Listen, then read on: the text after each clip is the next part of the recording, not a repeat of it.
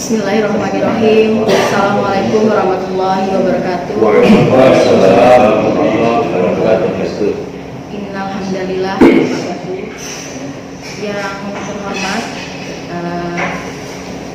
narasumber pada hari ini Ustadz Zulfikar MA yang sudah bersedia hadir langsung datang ke Fakultas Hukum, jajaran Sivitas Akademika Fakultas Hukum yang sebagian hadir pada hari ini, lalu dihadiri pula oleh Ketua PCM, PCPM, Pak Ari Eksandi yang juga alhamdulillah baru menjabat sebagai Wakil Dekan 2 Fakultas Ekonomi dan Bisnis. Pada hari ini memang sebagai sebuah agenda rutin dari Fakultas Hukum, pengajian bulanan ya, yang tiap bulan selalu kita agendakan, tidak hanya sebagai tuntutan untuk pengisian tukin saja, tetapi bagaimana kita bisa mengambil ibroh dari acara kajian-kajian bulanan di Fakultas Hukum.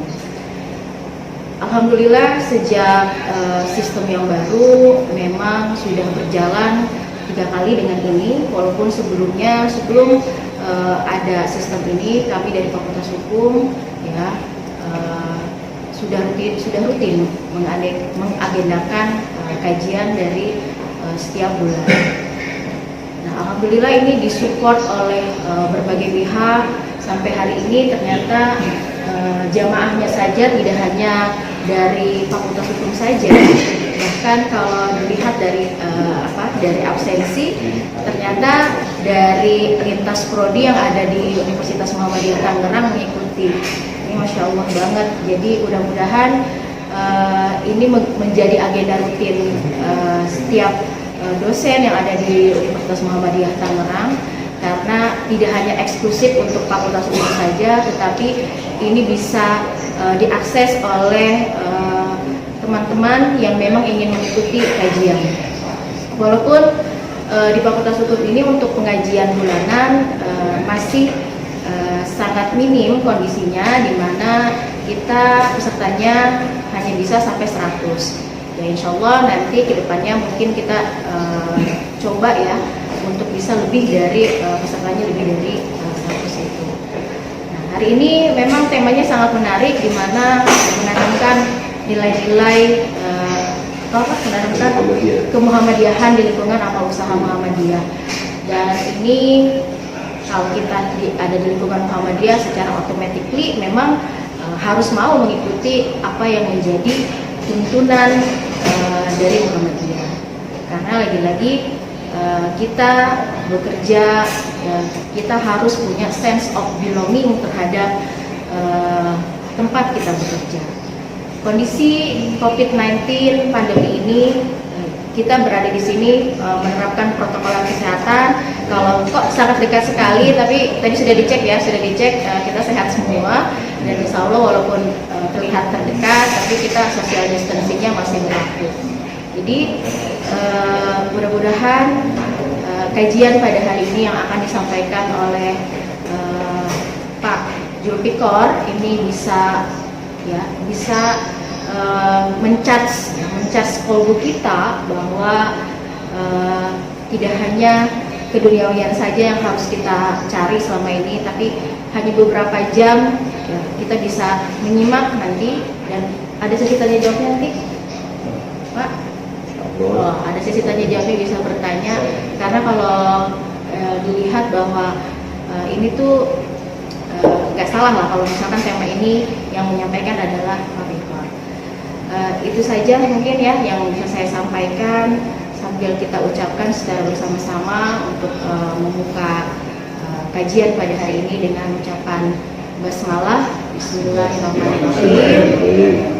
Semoga kajian pada hari ini semua yang mengikuti, baik di Fakultas Hukum secara langsung maupun melalui rumah hanya masing-masing, ini mendapatkan ibrah semuanya.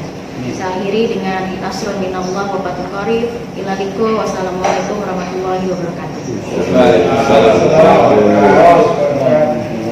kasih pada Bu Dekan yang telah memberikan kata sambutan.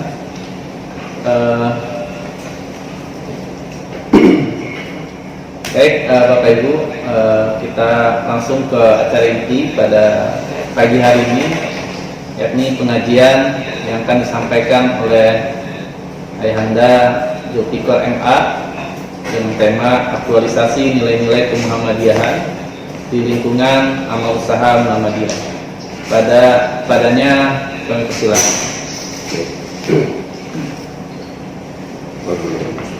Bismillahirrahmanirrahim.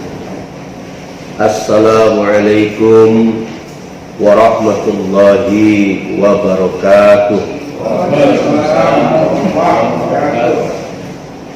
Innal hamdalillah nahmaduhu wa nasta'inuhu wa nastaghfiruh wa na'udzu billahi min shururi anfusina wa min sayyiati a'malina may yahdihillahu fala mudhillalah wa may yudlil fala hadiyalah. Asyhadu an la ilaha illallah wa asyhadu anna Muhammadan abduhu wa rasuluhu la nabiyya ba'dah. Rabbi shrahli sadri wa yassirli amri wa hlul 'uqdatam min lisani yafqahu qawli. Wa qala aidan wa takum minkum ummatu yad'una ilal khair wa ya'muruna bil ma'ruf wa yanhauna 'anil munkar wa ulaika humul muflihun. Al-ayat. Amma ba'd, yang saya hormati Dekan Fakultas Hukum Ibu Dwi Nur Fauziah SHMH, Wadik 1, Wadik 2 Bapak Abdul Qadir SHMH, dan Wadik 1 yang sekarang sedang work from home di rumah. Bapak Ibu sekalian, hadirin pengajian bulanan Fakultas Hukum yang saya hormati. Kemudian di samping saya juga ada Bapak Arik Eksandi, MKT, dan juga Doktor. Bapak Ibu sekalian, dosen yang saya hormati, baik yang hadir dalam ruangan yang mulia ini maupun yang hadir mengikuti jaringan atau dalam jaringan daring, baik itu Zoom maupun YouTube. Mungkin puji syukur kita panjatkan kehadirat Allah Subhanahu wa Ta'ala bahwa pada kesempatan pagi menjelang siang ini kita diberikan nikmat oleh Allah Subhanahu wa Ta'ala untuk bisa beraktivitas pada hari ini. Saudara-saudara kita tentunya yang pada kesempatan ini tidak bisa beraktivitas lagi karena masa kontraknya udah habis.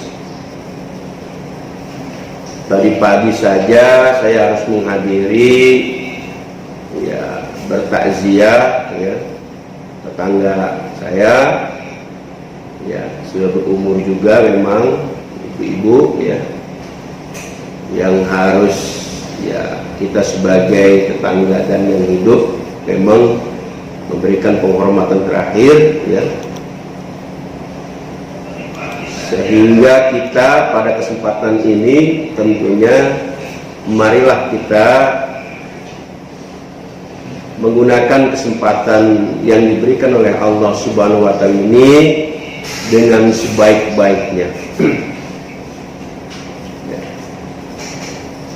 Selawat serta salam tentunya tercurah kepada Nabi kita, Nabi Muhammad Sallallahu Alaihi Wasallam, keluarga dan para sahabatnya, para tabi'in, tabi'ut tabi'in, kaum muslimin wal muslimat sampai akhir zaman.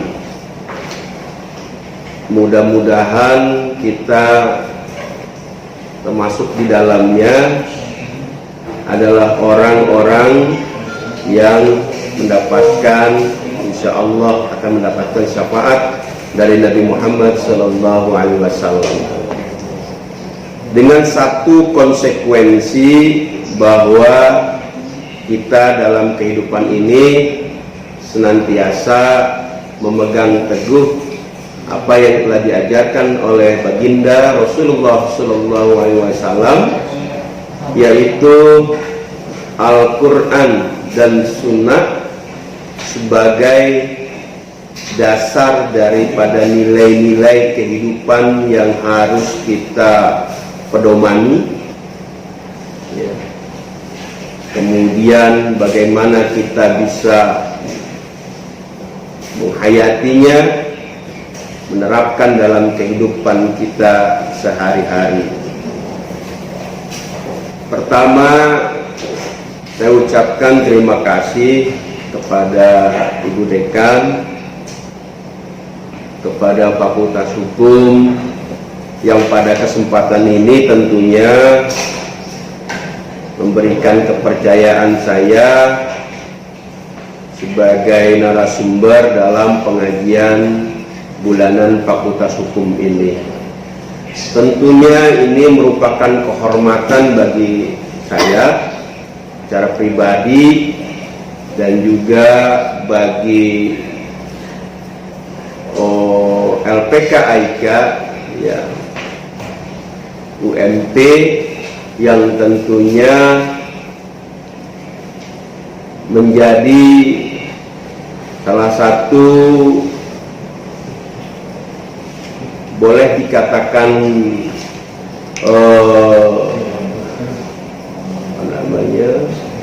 penggerak, boleh dikatakan garda terdepan, ya, dari Universitas Muhammadiyah Tangerang dalam penerapan nilai-nilai al-Islam dan kemuhammadiyahan. Tetapi walaupun begitu, ini saya sebagai Direktur LPK AIKA tentunya sangat berat sekali, ya, mengemban amanah ini. Juga kalau untuk menyampaikan nilai-nilai luhur atau nilai-nilai al-Islam kemuhammadiyahan juga ini sangat berat sekali, dan juga bukan berarti saya itu paling tahu nilai-nilai al-Islam dan kemuhammadiyahan, tetapi bagaimana dengan pengajian ini saya mengajak pada kita semua bahwa memang nilai-nilai al-Islam kemuhammadiyahan ini harus benar-benar dan bersama-sama kita laksanakan dengan sebaik-baiknya. Ya, kita melaksanakan dengan sebaik-baiknya. Oleh karenanya, dalam rangka watawasau bil haq watawasau bis sabr, tentunya kita mari, dan saya akan menyampaikan, dan mari kita berdiskusi tentang bagaimana sih nilai-nilai al-Islam kemuhammadiyahan itu diterapkan. Atau apa sih yang dimaksud dengan nilai-nilai al-Islam dan kemuhammadiyahan? Perlukah kemudian itu diterapkan dalam fakultas atau dalam skup yang lebih tinggi lagi, perguruan tinggi atau Universitas Muhammadiyah, seperti itu? Dan siapa yang harus menerapkan nilai-nilai al-Islam kemuhammadiyahan itu tentunya? Oleh karenanya, dalam kesempatan ini izinkan kami atau izinkan saya untuk menyampaikan hal-hal tentunya yang terkait dengan nilai-nilai itu, ya, dan ini memang sangat penting sekali untuk disampaikan agar kita sama-sama bagaimana kita nanti bisa menerapkannya. Jangan sampai cuma segelintir orang, ya, dan tidak ada salahnya gitu kan kita karena memang stakeholder atau orang-orang yang memang berkecimpung dalam skop lebih khusus yaitu Universitas Muhammadiyah Tangerang, yang tentunya UMT ini adalah merupakan amal usaha daripada Muhammadiyah. Tentunya ini menjadi sesuatu yang lumrah dan memang benar-benar harus kita terapkan seperti itu. Saya katakan tidak ada salahnya. Dan orang-orang yang berkecimpung di dalam Al-Musa Muhammadiyah, tentunya UMT ini atau skop lebih kecil lagi itu fakultas, tentunya ini merupakan semua yang ada di sini adalah orang-orang yang memang mau tidak mau ini dikatakan ya, kader-kader Muhammadiyah semua, baik itu yang menjabat, ya, dosen, lagi mahasiswa juga kan ikatan mahasiswa Muhammadiyah sebagai kader Muhammadiyah, yang tentunya nanti apakah dia menjadi kader yang jadi ataukah tidak, ya, karena memang menjadi sebuah dinamika dalam kehidupan kita, ya, berinteraksi, ya, baik itu di kampus maupun di rumah nanti, ya, ini sesuatu yang memang tidak dipaksakan juga. Anda mau menjadi kader ataupun tidak, ya, seperti itu sesuatu yang tidak dipaksakan karena ini merupakan sebuah nilai seperti itu. Maka saya katakan bahwa tidak ada salahnya karena memang kita ketika berbicara mengenai nilai-nilai kemuhammadiyahan, maka di dalamnya di situ juga kita berbicara dengan di awalnya itu adalah nilai-nilai al-Islam. Kalau al-Islam kemuhammadiyahan. Kalau kita berbicara masalah kemuhammadiyahan, karena memang Kiai Haji Ahmad Dahlan dulunya itu, ya, adalah seorang paling father kita, ya, pendiri organisasi Muhammadiyah dalam rangka dakwah Islam, ya, dakwah Islam. Karena memang Muhammadiyah itu adalah persyarikatan, ya, organisasi keagamaan, organisasi dakwah, ya, tentunya dalam hal tajdid juga, ya. Maka memang diperlukan kita memahami bahwa apa yang menjadi salah satu bagian daripada organisasi Muhammadiyah itu dalam kaitan itu adalah amal usaha, menjadi satu yang tidak bisa terpisahkan dan harus memang mengamalkan nilai-nilai itu, nilai-nilai keislaman. Maka saya mencatat bahwa ya, hal-hal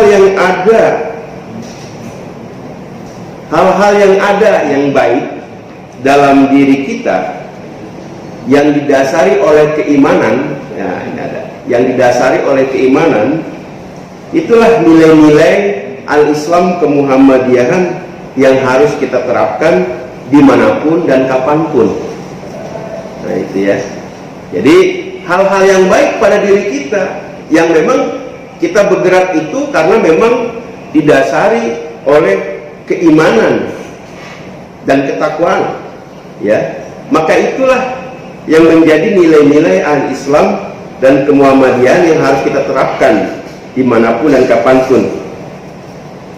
Sehingga ketika kita menjadi tidak baik, nah, sesungguhnya kita tidak sedang menerapkan nilai-nilai al-Islam kemuhammadiyahan. Ketika kita menjadi tidak baik, sesungguhnya kita tidak sedang menerapkan nilai-nilai al-Islam kemuhammadiyahan. Sebaliknya, ketika kita menjadi baik, mengamalkan kebaikan-kebaikan yang didasari dengan keimanan, maka tentunya kita itu sedang menerapkan nilai-nilai al-Islam dan kemuhammadiyahan. Itu seperti apa sih? Cuma kita harus tahu juga.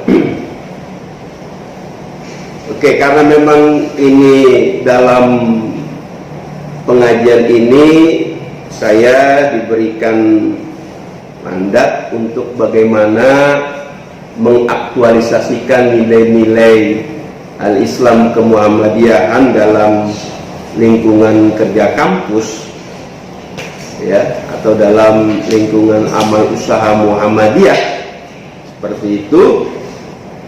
Maka kita perlu memahami juga, ya, kita perlu memahami apa itu yang disebut dengan aktualisasi, ya, aktualisasi nilai-nilai al-Islam kemuhammadiyahan. Apa itu aktualisasi, apa itu nilai-nilai, ya, nilai-nilai al-Islam kemuhammadiyahan, atau nilai apa sih disebut dengan nilai seperti itu. Kemudian setelah bagaimana kita memahami aktualisasi, bagaimana kita mengimplementasikannya seperti itu. Nah, agar tertata dengan rapi ceramah saya ini, tentunya kita bisa membahas satu persatu itu dulu, sehingga kita benar-benar tahu dan memahami, ya, apa yang pokok kajian yang akan kita bahas pada kesempatan ini. Bapak Ibu sekalian yang saya hormati, yang tentunya mudah-mudahan kita sama-sama dirahmati oleh Allah Subhanahu wa Ta'ala. Aktualisasi itu saya kira lebih merupakan bagaimana kita mewujudkan, ya, mewujudkan, kita mengaktualisasikan sesuatu yang memang ada, gitu ya, yang betul-betul ada itu, yang betul-betul terjadi atau sedang menjadi pembicaraan orang banyak, gitu ya. Nah, maka kita harus mengaktualisasikan, ya, kita memang mewujudkan aktualisasi itu, ya, nilai-nilai itu, ya, dalam suatu organisasi. Juga tentunya memiliki nilai-nilai, tidak hanya organisasi, juga dalam segala aspek kehidupan tentunya memiliki nilai-nilai yang kita harus memahami makna dari nilai-nilai itu sebelum kita mengaplikasikannya. Maka setelah kita mewujudkan itu dalam sebuah nilai-nilai yang berlaku dalam lingkungan kita sehari-hari, tentunya bagaimana kita dapat mengimplementasikannya, gitu, ya, dapat melaksanakan nilai-nilai itu atau dapat menerapkan nilai-nilai itu, ya. Maka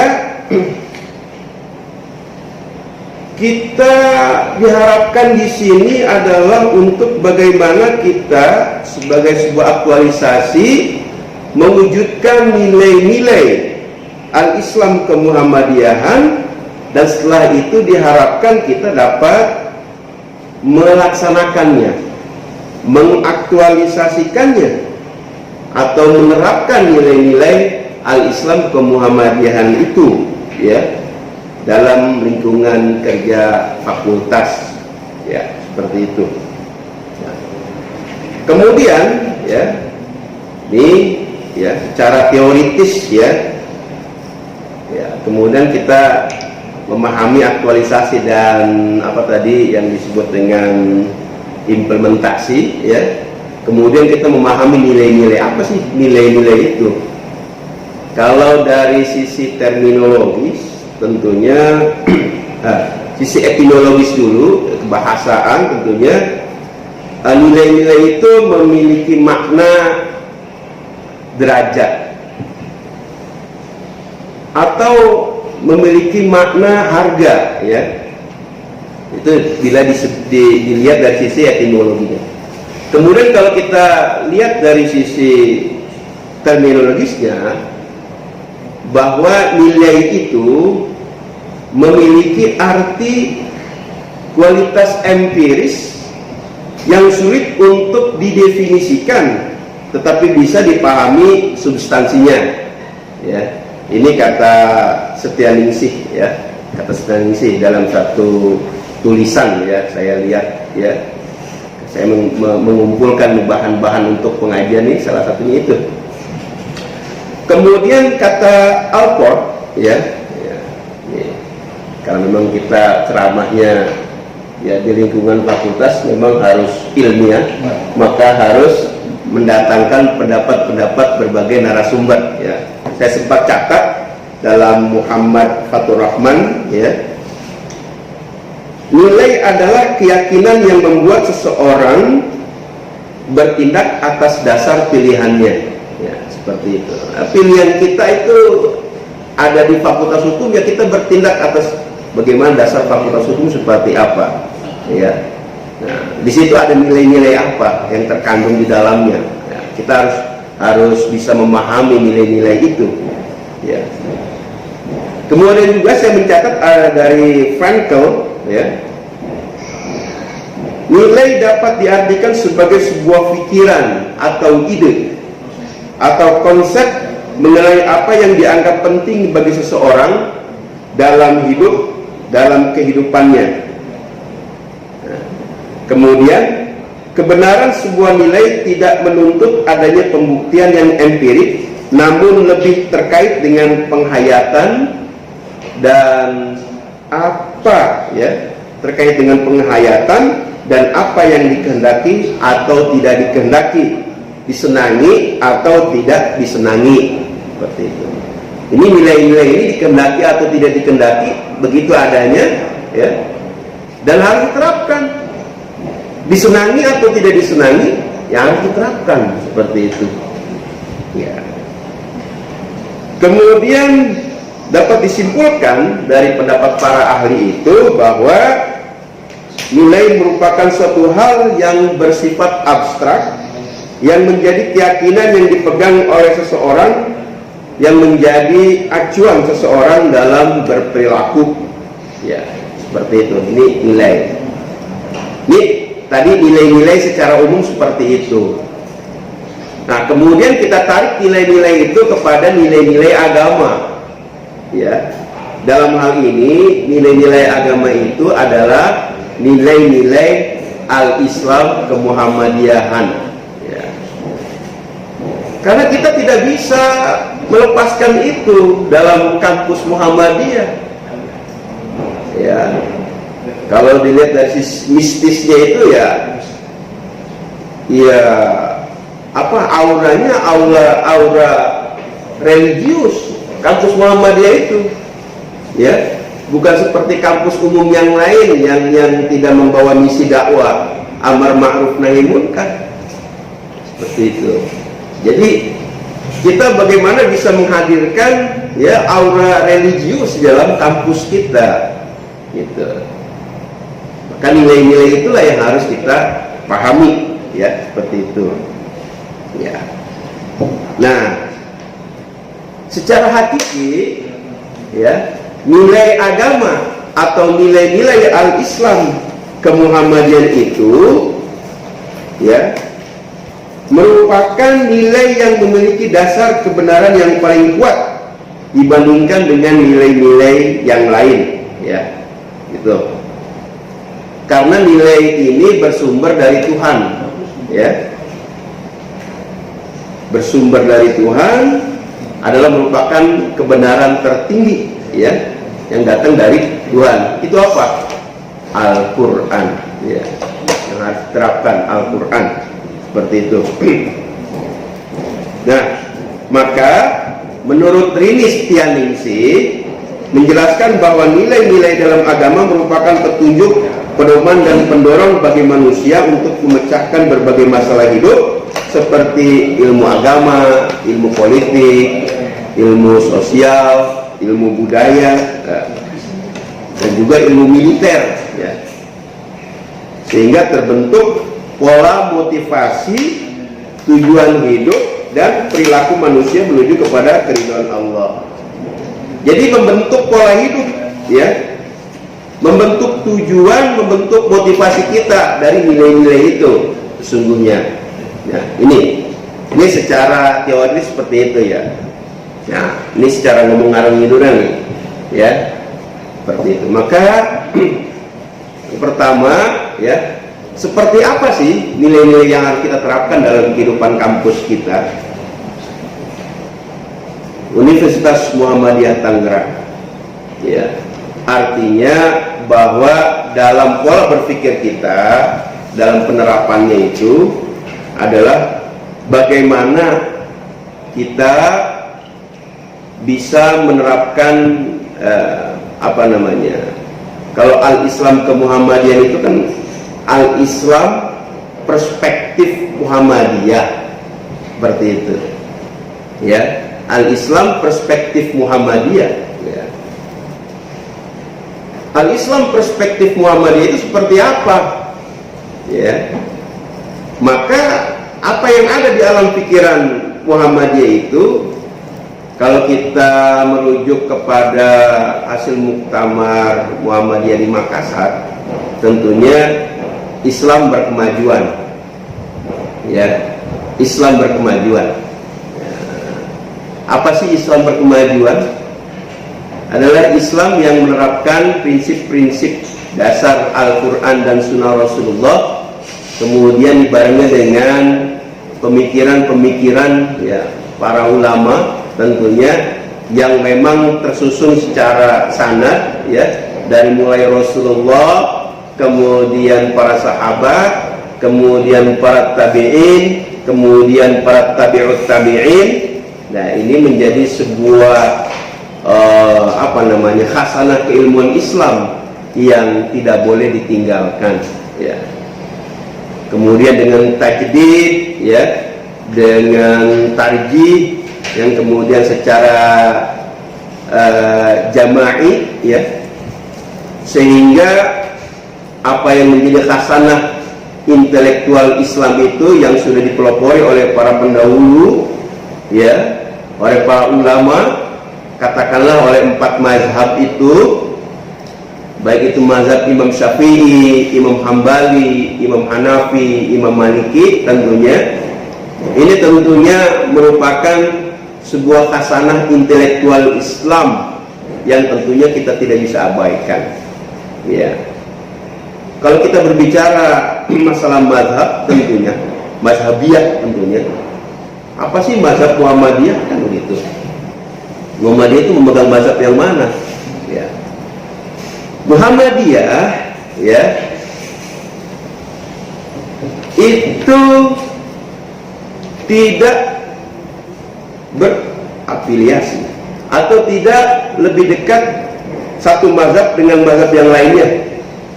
Artinya begini, Muhammadiyah tidak memegang salah satu dari mazhab itu, misalkan hanya Imam Syafi'i saja, seperti itu. Tidak. Ada yang lebih ekstrim lagi, Muhammadiyah itu tidak bermazhab ya. Muhammadiyah itu tidak bermazhab, tetapi juga ada buntutnya, tidak anti mazhab.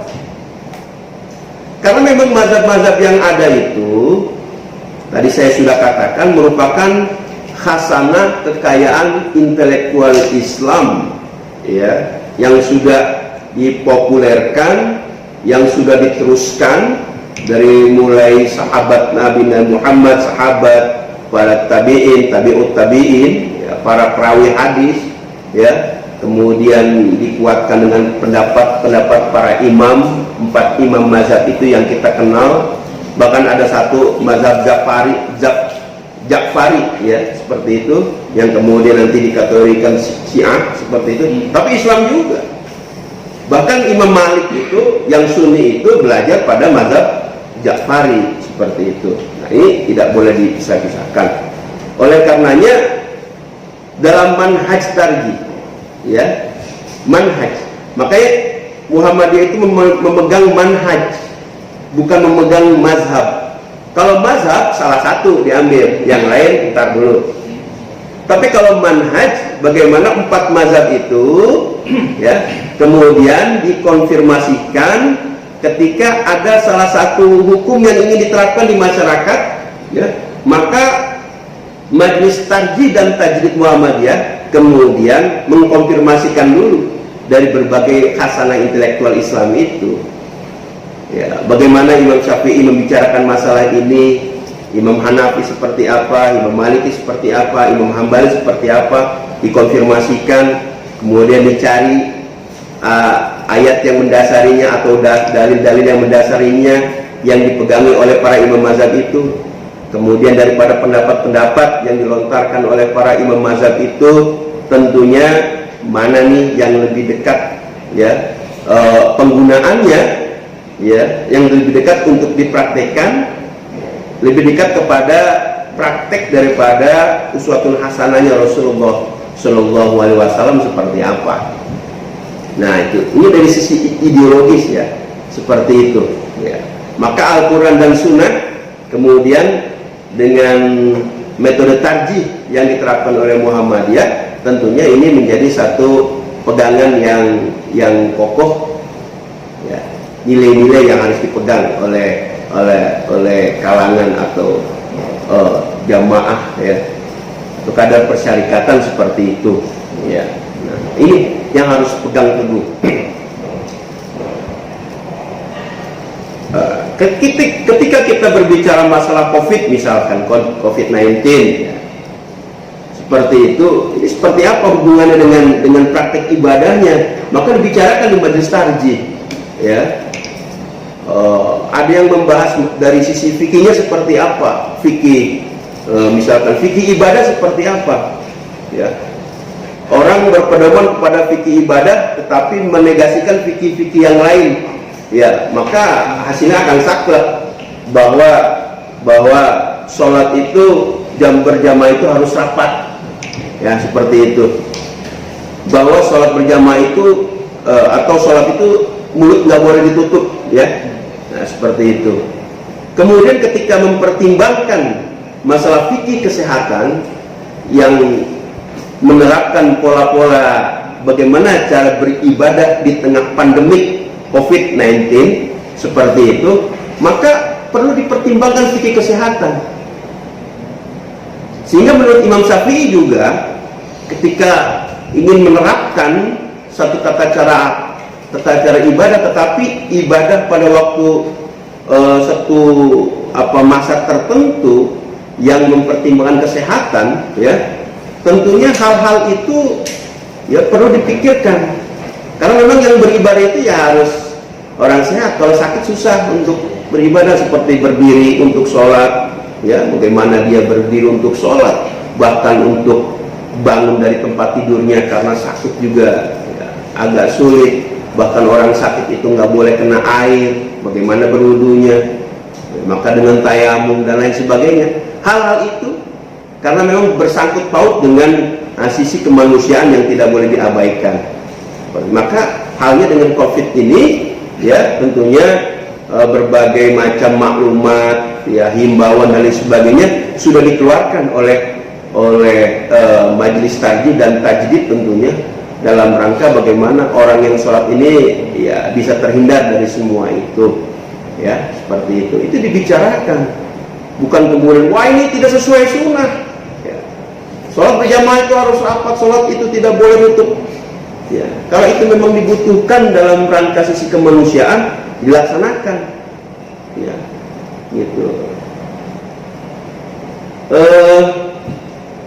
Ya, asalkan ini, jangan sampai melarang orang untuk beribadah, begitu kan? Ya, tidak ada, ya, kesepakatan Majelis Tarjih dan Tajdid untuk melarang orang untuk ibadah, ya. Bahkan kita sholat Jumatnya pun boleh di rumah, diganti dengan sholat zuhur. Kenapa? Ya sudah ada contohnya. Ada yang sudah dicontohkan, ada yang belum dicontohkan, ya. Kenapa orang boleh sholat Jumatnya boleh di rumah dan diganti dengan sholat zuhur? Ada. Jangankan berdasarkan pandemi ini, orang yang masih berada di rumah ketika azan Jumat saja, ya, ketika di zaman Rasul itu ketika hujan turun deras, banyak orang yang masih di rumah ketika azan Jumat, maka Rasulullah memberikan tuntunan kepada Bilal atau ya yang azan pada waktu itu, setelah hayya 'alas shalah, maka dia akan mengumandangkan shollu fi rihalikum, sholatlah kamu di tempat masing-masing, shollu fi buyutikum, sholatlah kamu di tempat di rumah masing-masing, seperti itu. Artinya diganti dengan sholat juhur. Banyak hal-hal yang memang dicontohkan, ya. Yang tidak dicontohkan, yang belum, ya memang, ya lagi-lagi COVID, ya. Kita beribadah di tengah pandemi COVID, seperti itu. Ini salah satunya. Maka sholatnya renggang-renggang, ya, ada jarak, physical distancing, social distancing, physical distancing, ya. Ya. Kalau dilihat hanya dari secara fikih ibadah, maka ini bertentangan dengan apa yang diajarkan oleh Rasulullah, ya, dan mengabaikan fikih kesehatan. Ya. Nah, ketika kita berbicara fikih kesehatan, maka hal itu dianggap wajar dan sah di tengah pandemik. Nanti kalau udah nggak pandemik, nggak boleh rapat lagi sholatnya, seperti itu. Bukan kita mengada-ada, bukan kita menambah-nambah, ya, mengada-ada, bid'ah gitu, seperti itu, bukan, ya, karena mempertimbangkan kesehatan itu. Wallahu a'lam bishawab, ya, seperti itu. Nah, ini salah satu, ya, nilai-nilai yang harus diterapkan. Kita patuh terhadap nilai-nilai kemuhammadian itu, ya, dia dalam sisi ideologis. Nah, kemudian dalam sisi bagaimana nilai-nilai al-Islam kemuhammadian itu diterapkan dari sisi materi mata kuliah yang diperuntukkan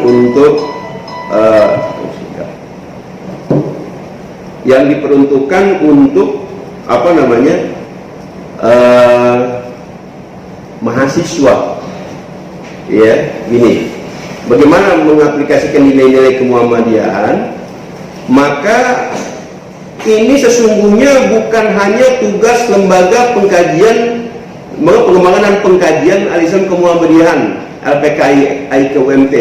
Bukan hanya tugas itu.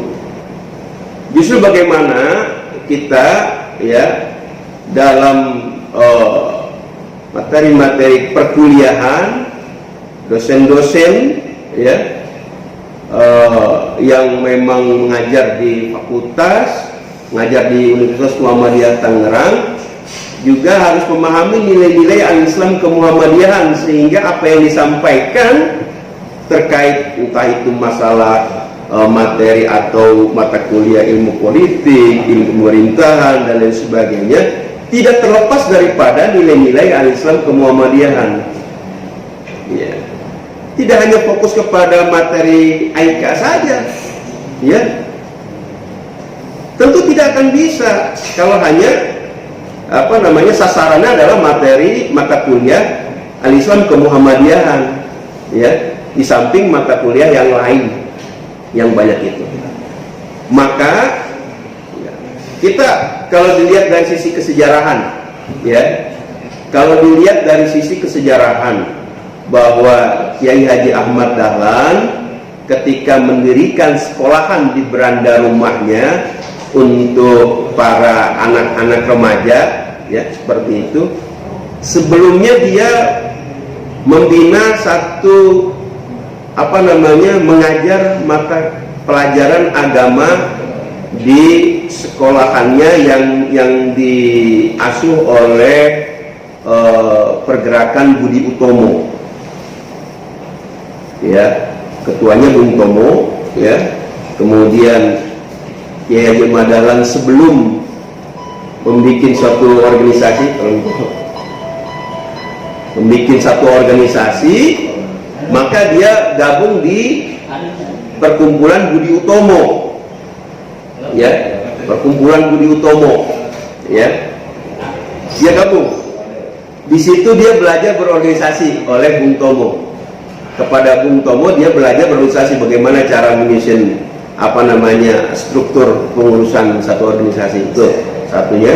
Yang kedua, di dalam organisasi pergerakan Budi Utomo itu, dia di samping bergerak dalam bidang sosial, dia juga bergerak dalam bidang pendidikan. Ketika dilihat sekolah itu ya mendidik anak-anak yang sekolah di situ, anak-anak kaum priai, anak-anak menengah ke atas yang memang orang tuanya bekerja di pemerintahan Belanda dan para tuan tanah dan sebagainya yang bisa sekolah di situ. Kemudian dia lihat di situ tidak ada pelajaran agama.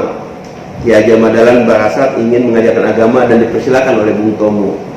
Ketika dia mengajar beberapa kali, dia berpikir, kenapa sih mata pelajaran agama satu, mata pelajaran ilmu yang lain ada banyak. Nah, dia berpikir, dia ingin ketika mata pelajaran umum itu banyak, ada 5 misalkan, mata pelajaran agama juga ada 5, seperti itu ya, mengintegrasikan ya antara pendidikan umum dengan pendidikan agama.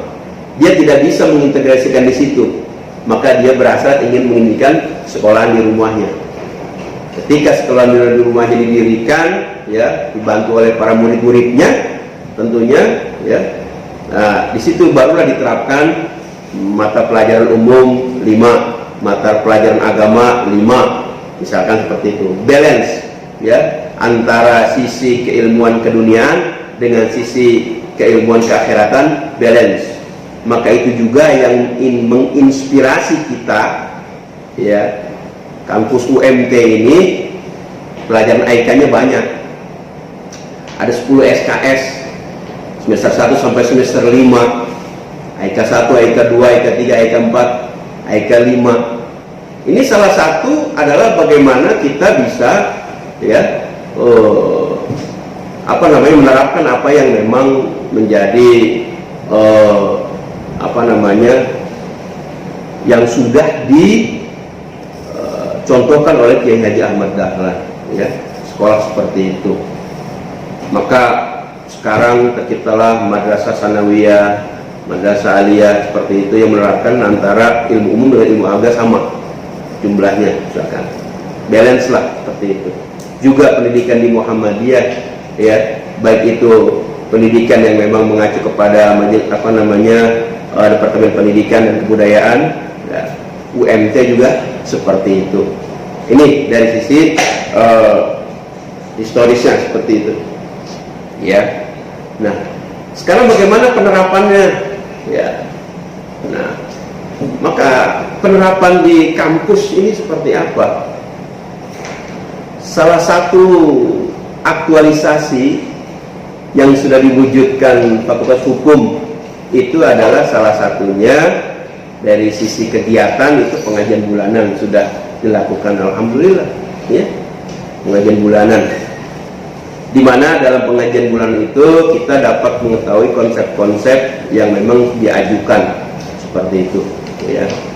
Nah, setelah itu dari pengajian inilah kemudian akan tercipta nilai-nilai al-Islam kemuhammadiyahan ya, nilai-nilai baik ya, seperti itu yang dipraktekkan oleh kita itu memang benar-benar harus diterapkan ya.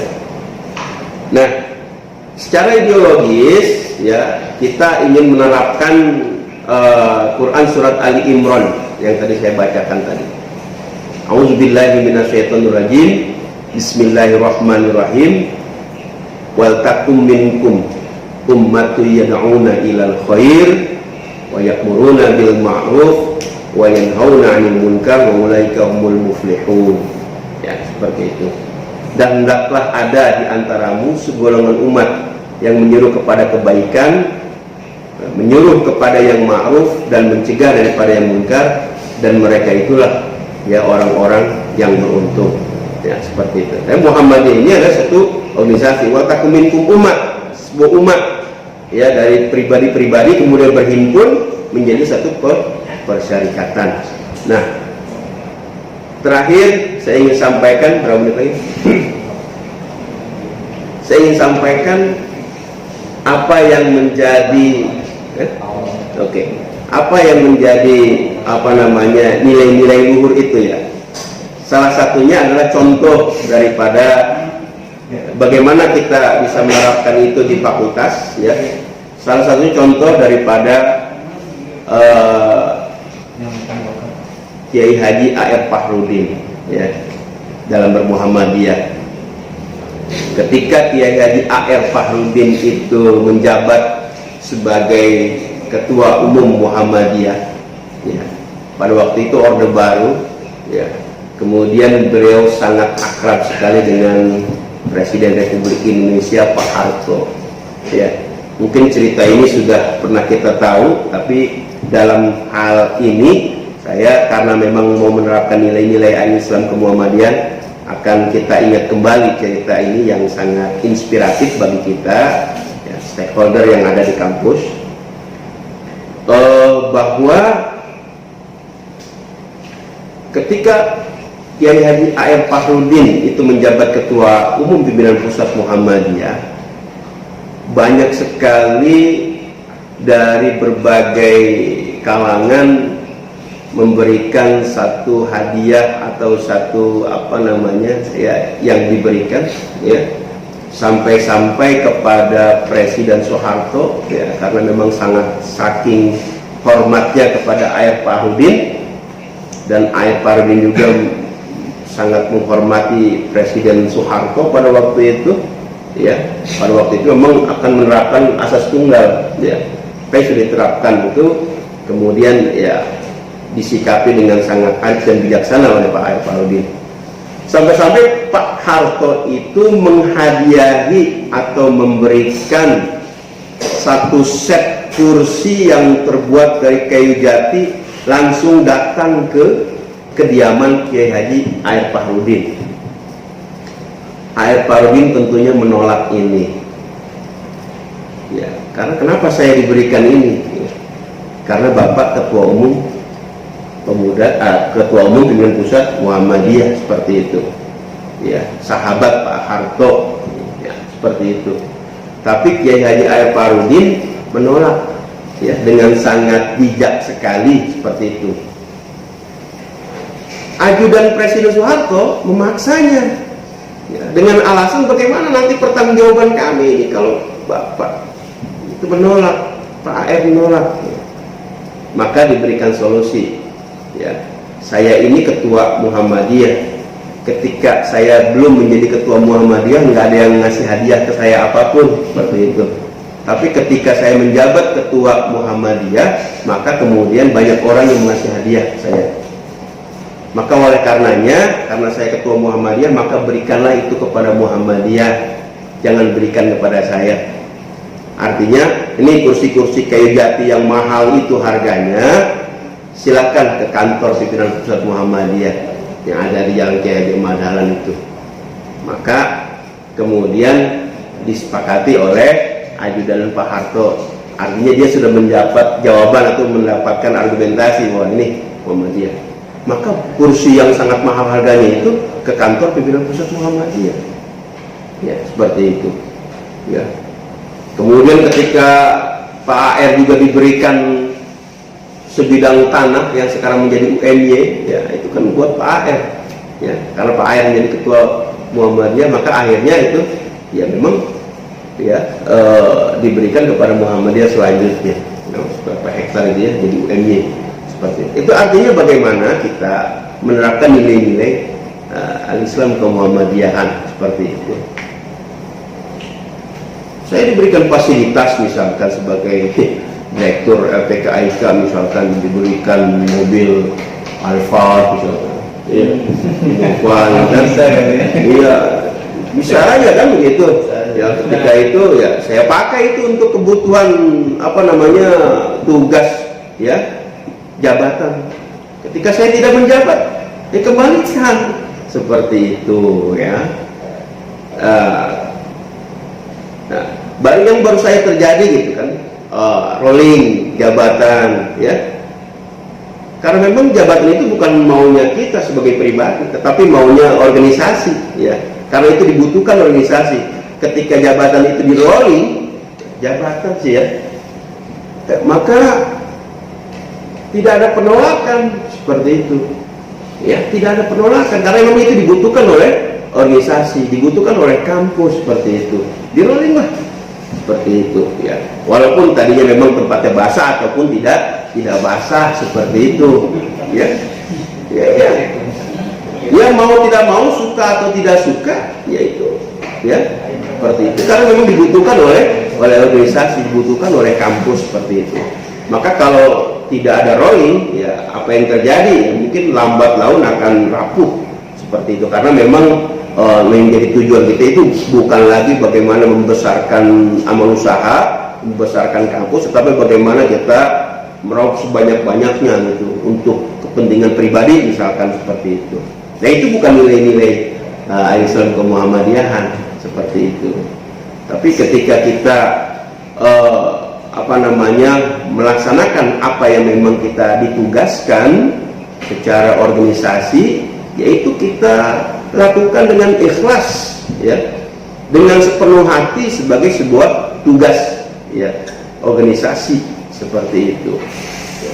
Kalau tadi kita pautkan dengan contoh, ya, sebenarnya banyak contoh yang sudah dilakukan oleh para tokoh-tokoh Muhammadiyah. Salah satunya tadi Pak Aidi seperti itu, ya, seperti itu, ya. Nah, salah satu terakhir yang ingin saya sampaikan Pak Kadir, ya, yang pertama, kita semua ini mau tidak mau, suka atau tidak suka, ya, kita adalah kader Muhammadiyah di sini, ya. Kalau kader NU nanti di sana, tugasnya di Stainu nanti di sana seperti itu, ya. Kalau kader Muhammadiyah tugasnya di Muhammadiyah, yang berusaha Muhammadiyah seperti itu. Karena memang perspektif berpikir berbeda. Kita Islam berkemajuan, kalau Nahdlatul Ulama Islam Nusantara seperti itu. Maka di kampus Muhammadiyah adalah mata pelajarannya atau mata kuliahnya adalah kemuhammadiyahan. Di sini dan di Stainu adalah mata kuliahnya adalah ke Nahdlatul Ulama. Nggak mungkin di sini ada ke Nahdlatul Ulama, nggak mungkin. Ataupun di Stainu nggak ada kemuhammadiyahan, nggak mungkin ada seperti itu. Nah, mereka memiliki style masing-masing. Nah, itu yang ingin saya sampaikan. Ya, kemudian tadi saya katakan bahwa kita adalah kader Muhammadiyah di sini. Maka kalau kita memang kader Muhammadiyah di sini, bagaimana kita adalah orang yang menerapkan kata Kiai Haji Ahmad Dahlan, hidupilah Muhammadiyah, jangan kau mencari hidup di Muhammadiyah. Terus bagaimana Pak? Bapak Direktur, ya, Ibu sebagai Ibu Dekan, Pak Kadir Wadek, seperti itu. Masa nggak digaji? Kan seperti itu.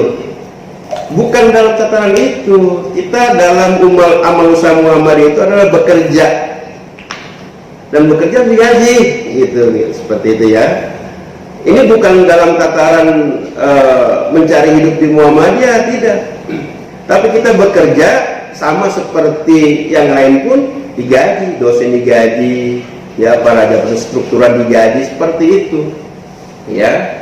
Kemudian, ya, nah, yang dimaksud di sini itu seperti itu, ya. Maka hidup dalam Muhammadiyah, jangan cari hidup di Muhammadiyah. Kalau bagaimana dengan kita adalah yang digaji, bekerja seperti itu. Kemudian bagaimana kita menghidupi Muhammadiyah?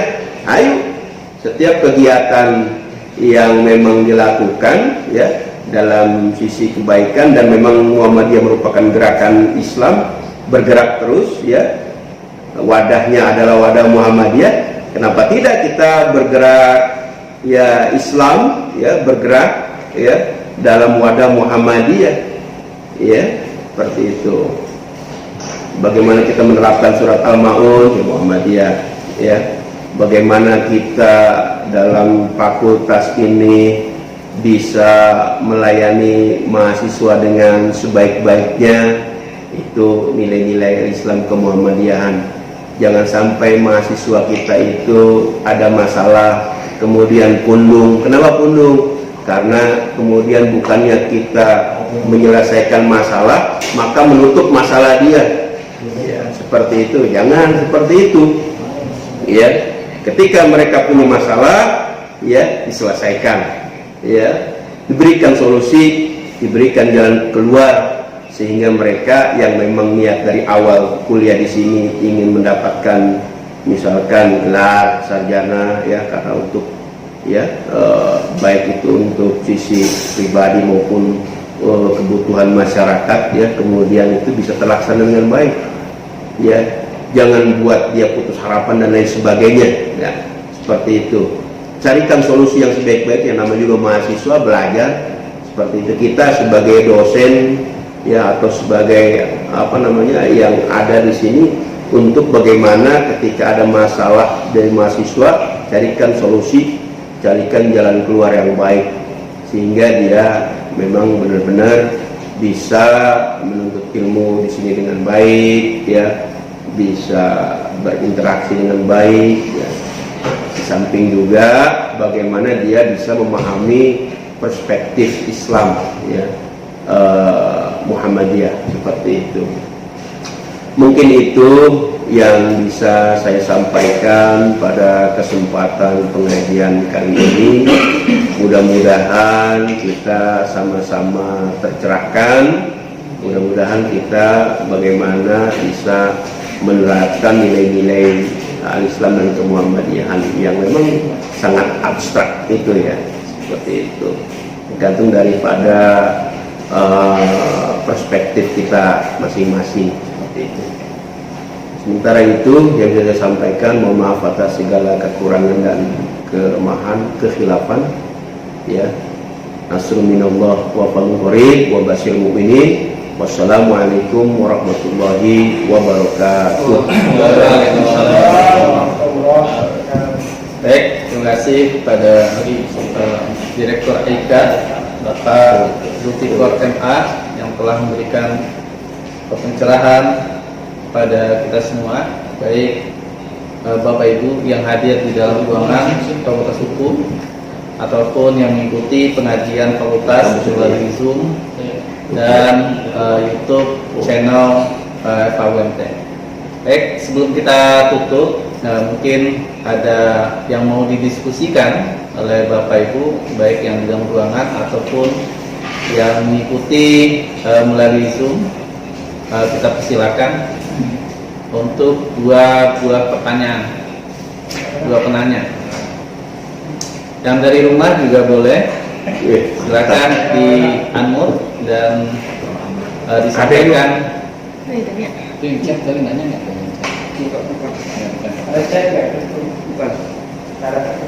Baik Bapak Ibu, silakan.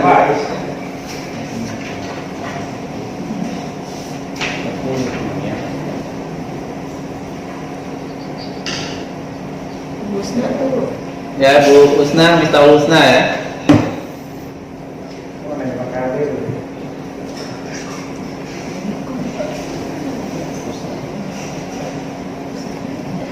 Baik, silakan Bu Husna.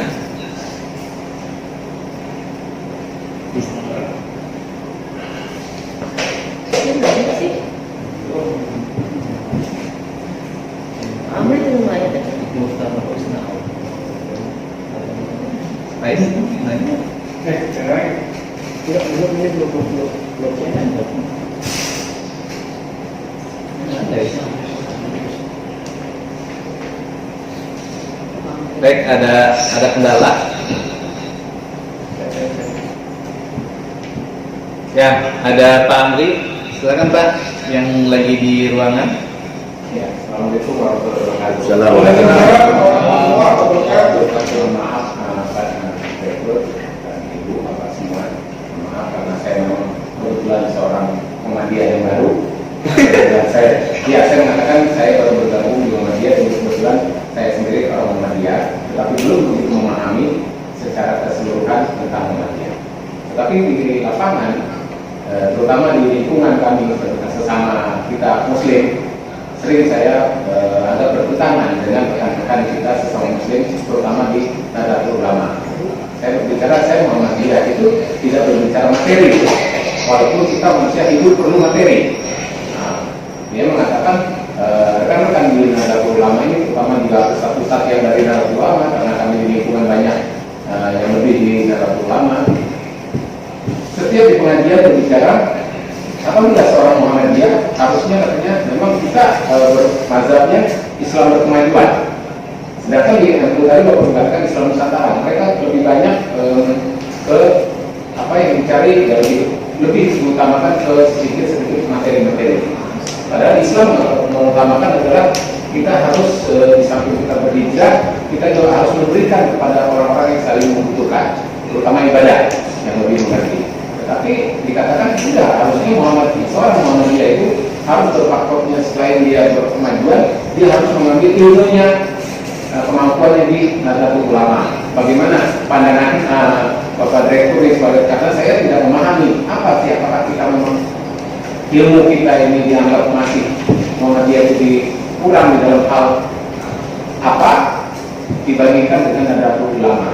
Mungkin arahnya seperti itu, karena orang ulama selalu berbicaranya adalah ke materi atau kemampuan dia berpikir, katanya intelektualnya lebih maju dibandingkan orang Muhammadiyah. Intelektual seperti apa? Hal-hal yang dikatakan kita tidak bermazhab atau tidak mengambil salah satu mazhab yang Bapak Direktur katakan tadi. Mohon arahannya, karena memang di lingkungan saya banyak seperti itu. Barangkali nanti kalau saya ingin berbicara juga sedikit mendapatkan ilmu kemampuan tentang Muhammadiyah. Mungkin itu saja yang saya mohon bantuannya. Assalamualaikum warahmatullahi wabarakatuh. Baik, silakan Pak Direktur tanggapi. Terima kasih Pak Amri, pertanyaan sangat bagus sekali. Ini memang yang terjadi di lingkungan kita tentunya, karena memang kita berinteraksi tentunya dari berbagai macam kalangan ya. Di lingkungan kita nggak Muhammadiyah semua ya, dalam hal pandangan cara berpikirnya seperti itu, bahkan lebih banyak kaum Nahdiyin seperti itu. Sama juga halnya di tempat saya juga ya, kita bagaimana juga yang lebih penting adalah bagaimana kita bersikap ya, kita dengan arif dan bijaksana dalam rangka bagaimana kita bisa bermasyarakat di situ dengan baik tanpa mengetengahkan atau mengedepankan perbedaan-perbedaan seperti itu. Ini di diharapkan keluasan ilmu kita seperti itu ya. Karena memang hal itu juga sering terjadi ya dalam kehidupan kita sehari-hari ya. Yang penting jangan mengedepankan perbedaan. Yang kita harus kedepankan itu adalah persamaan. Ketika di masyarakat di lingkungan saya misalkan atau di ya, tempat tinggal mertua atau gimana ya, seperti itu ya, ketika di situ nanti kita bisa berinteraksi dengan masyarakat, di mana masyarakat saya juga ketika ada kematian ya sering di situ kebiasaannya adalah tahlilan dan lain sebagainya seperti itu. Ketika kita ada di rumah ya, kalau saya sih hadir saja di situ, kemudian di situ nanti ada interaksi, kemudian bagaimana pandangan-pandangan kita itu nanti akan kita sebagai Muhammadiyah perspektif Muhammadiyah seperti apa sih tentang takziah ini atau tentang tahlilan ini seperti itu. Ini akan bisa tersampaikan dengan baik ya, dengan kita tidak mengetengahkan perbedaan itu seperti itu. Kalau di Muhammadiyah misalkan acaranya bukan tahlilan tapi takziah misalkan 3 hari, di mana takziah itu adalah bagaimana kita bisa menghibur ya keluarga yang ditinggalkan salah satu keluarganya seperti itu. Juga bagaimana bisa saling memberikan dukungan, memberikan wasiat atau nasihat kepada yang masih hidup ya. Biasanya kalau Muhammadiyah itu ya memberikan ceramah agama, kemudian terakhir diselingi dengan doa ya, seperti itu bisa dilakukan. Kaitannya dengan mazhab ya, kalau kita kan kalau Muhammadiyah itu kan perspektif Islamnya berkemajuan, yang satu perspektif Islamnya Islam Nusantara seperti itu. Memang salah satu yang memang seolah-olah memang bertolak belakang ya, karena memang kita mengedepankan Islam berkemajuan ini bagaimana ya hal-hal yang kita lakukan itu tidak bertentangan dengan apa yang terjadi pada masa kita, pada zaman kita seperti itu. Misalkan gini, dalam kita memahami agama, tentunya pemahaman agama itu akan berbeda dengan pemahaman agama-agama di zaman sebelumnya atau setelahnya, seperti itu. Perspektif penafsiran saja ini. Kenapa banyak ahli tafsir dari setiap zaman? Karena memang mereka mempersepsikan ya apa yang mereka pahami terhadap Al-Quran itu di setiap zaman, ya seperti itu. Maka kita di zaman kita, wah, siapa kira-kira yang lebih bisa diterima perspektif pemikiran dalam penafsiran Al-Quran, misalkan Profesor Shihab, misalkan Profesor Hamka, misalkan ada satu lagi yang sekarang masih berkiprah di UMJ, Profesor Yunan Yusuf. Dia juga memberikan penafsiran ada kitab tafsirnya, sekarang juga masih berjalan, dia menulis kitab tafsir seperti itu, belum selesai. Nah, itu memang sesuai dengan zaman kita, seperti itu. Di zaman dahulu Rasulullah ya membersihkan gigi dengan kayu siwak 14 abad yang lalu. Tentunya juga tidak, ya dalam kesempatan sekarang kita ya silakan saja menggunakan siwak kalau memang dia suka, seperti itu. Tapi ketika orang menjual kayu siwak ya nggak begitu laku, seperti itu. Karena kenapa? Sekarang itu ada sikat gigi. Itu Islam berkemajuan dengan odol pasta gigi ya. Kalau dulu ya odol itu nama merek awal pasta gigi, odol, kita sebut odol ya. Seperti itu. Ya, karena memang di 14 abad yang lalu belum terpikirkan. Mungkin kalau sudah ada pasta gigi mungkin pakai itu kali Nabi Muhammad. Dan juga siwak itu bukan Nabi Muhammad yang mendahului, karena memang zamannya seperti itu ya. Di zaman itu ya pakai siwak semua, orang kafir Quraisy atau orang Islam. Tapi kemudian dilestarikan oleh Nabi Muhammad menggunakan kayu siwak itu. Artinya alat itu bisa sesuai dengan zaman. Kita sekarang pakai pasta gigi, sikat gigi, membersihkan gigi, ya, dan membersihkan mulut. Entah di zaman 200-100 tahun yang akan datang, mungkin kita akan kembali kepada seonggok kayu siwak lagi, tetapi dalamnya elektronik, menghasilkan sinyal X yang bisa membersihkan gigi, misalnya seperti itu ya. Mungkin 100 tahun lagi seperti itu. Mungkin sekarang ada kali sikat gigi elektronik, ya, seperti itu. Karena saking bersihnya itu gigi bisa transparan tuh gigi, ya, seperti itu. Misalkan wanginya apa? Ada yang wangi stroberi, ada yang wangi orange dan lain sebagainya. Oh bisa, ya, ketika dibersihkan dengan siwak yang elektronik itu, ya, saking bersihnya transparan begini, kayak ompong dah. Seperti itu. Itu perspektif Islam berkemajuan. Islam itu memang harus berkemajuan, kata Kiai Haji Madalan juga. Kamu itu orang Islam itu harus berpikiran maju. Maka sekarang itu dipakai sebagai Islam berkemajuan ya oleh kita sekarang. Islam itu harus berkemajuan, bukan Islam out of date, Islam yang ketinggalan zaman. Islam itu harus up to date ya, seperti itu. Itu perspektif Muhammadiyah.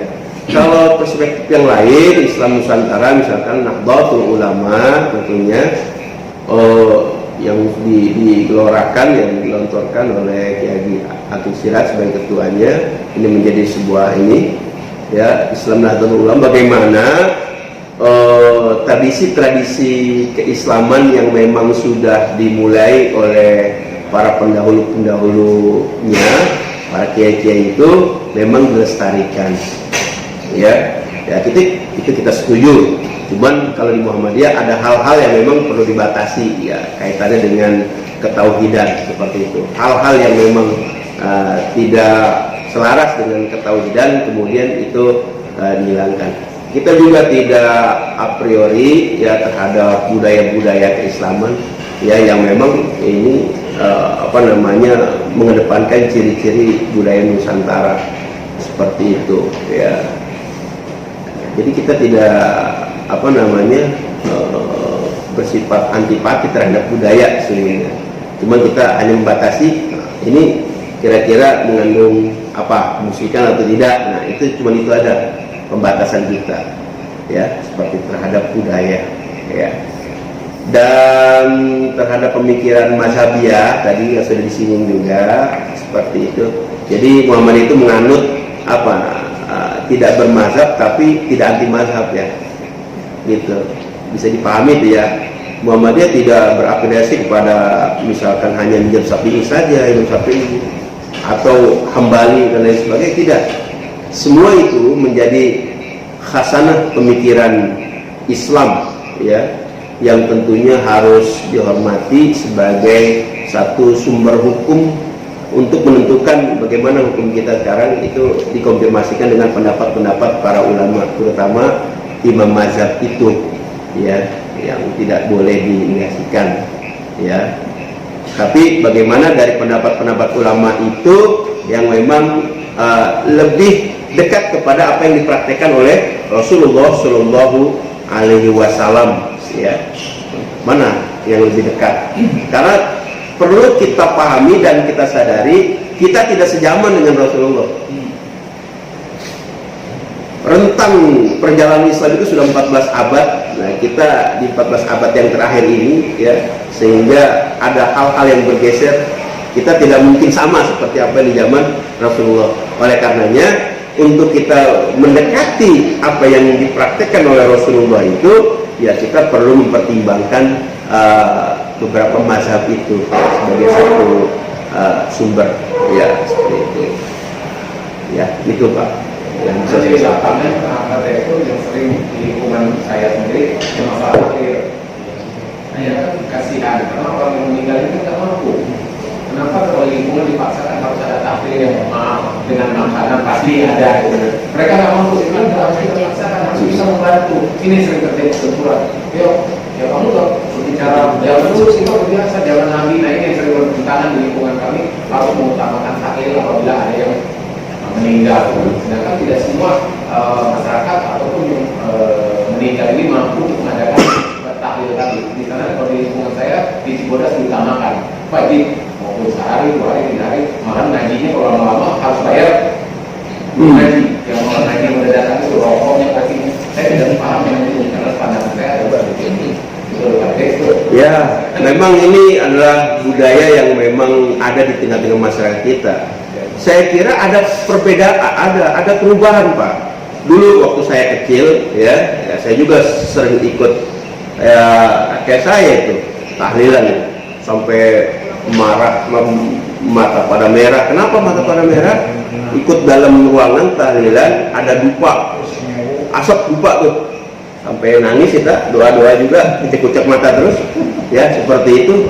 Sekarang kita tidak menemukan dupa itu lagi, ya. Dulu orang tahlilan itu harus 40 hari berturut-turut, ya sekarang 7 hari juga kayaknya udah jarang-jarang seperti itu. Harus setiap hari dulu. Nah sekarang oh ya nanti yang ke-7 saja, setelah yang ke-3 nanti hari yang ke-7 saja, hari yang ke-40 saja misalkan. Artinya ada perubahan itu. Dakwah itu step by step aja. Kita nggak perlu seperti apa, nggak perlu kerepotan kayak gimana, ya. Itu tadi interaksi di masyarakat itu kita tidak putuskan dengan kita tidak bergaul dengan mereka. Jangan seperti itu. Karena memang hasilnya nanti akan bertahap sesuai dengan pemahaman daripada masyarakat itu. Masyarakat itu pemahamannya sudah berkembang. Pemahaman Islam juga sudah berkembang. Apalagi di tengah media-media sosial yang sudah semakin masif. Mereka melihat YouTube, internet, ya seperti itu, melihat dakwah-dakwah yang gencar yang dilakukan oleh para ustadz-ustadz kita, ya ustadz-ustadz umat Islam, yang kemudian pemikirannya itu ya banyak yang sudah disukai, ya dengan dasar pemikiran itu Al-Quran dan Sunnah seperti itu, dan pemikiran itu akan terdistorsi situ, akan kemudian mengikuti alur daripada maksudnya daripada perkembangan kemajuan teknologi itu, sehingga mempengaruhi pemikirannya, ya, mempengaruhi pemikiran mereka. Dan kita nggak perlu repot, nggak perlu pengen cepat-cepat di depan mata kita ini mereka itu berubah, jangan seperti itu. Biarkan saja sesuai dengan perkembangan keilmuan mereka, seperti itu saya kira. Terima kasih Pak Amri. Baik, Bapak Ibu, jemaah pengajian Fakultas Hukum, saya rasa sudah sangat luar biasa penyampaian yang disampaikan oleh pemateri kita pada pagi sampai siang hari ini.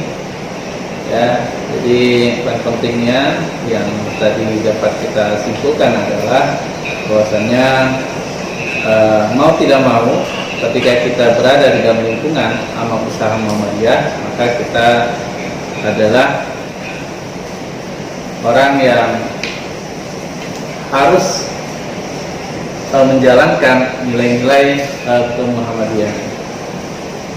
Ini ada pertanyaan chat ya dari Ahmad Fauzi, izin bertanya, kira-kira untuk sampai pada tuntunan Rasulullah SAW yang benar-benar murni, apakah yang mesti kita lakukan? Apakah menelaah hadis atau memahami konsep mazhab? Ya, Enggak. Oke. Terima kasih kepada Pak Fauzi yang telah memberikan pertanyaan itu.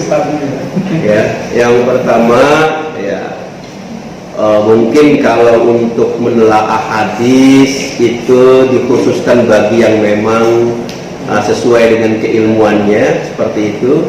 Kita sebagai seorang mustami atau sebagai seorang umat ya, kemudian bagaimana kita bisa menerapkan hukum-hukum yang memang sudah diterapkan oleh para ahlinya itu. Seperti di Muhammadiyah ada majelis tarjih tentunya, yang mana majelis tarjih itu adalah berkumpulnya para ulama-ulama ya sesuai dengan bidangnya masing-masing. Ada yang sesuai dengan tarikh Islam, ada yang sesuai dengan kefikihannya, fikih ya, ada yang sesuai dengan keilmuan hadis atau tafsirnya, seperti itu. Kita sebagai umat, sebagai jamaah Muhammadiyah tentunya bisalah mempercayai itu kepada majelis tarjih. Yang perlu kita pahami adalah di Muhammadiyah itu mazhabnya adalah mazhab manhaji ya, bukan mazhabiyah ya, manhaji ya, manhaj bukan mazhabiyah. Kalau mazhabiyah kita milih salah satu mazhab itu, misalkan Imam Syafi'i aja pendapatnya, yang lain karena bertentangan dengan Imam Syafi'i ya selesai, seperti itu.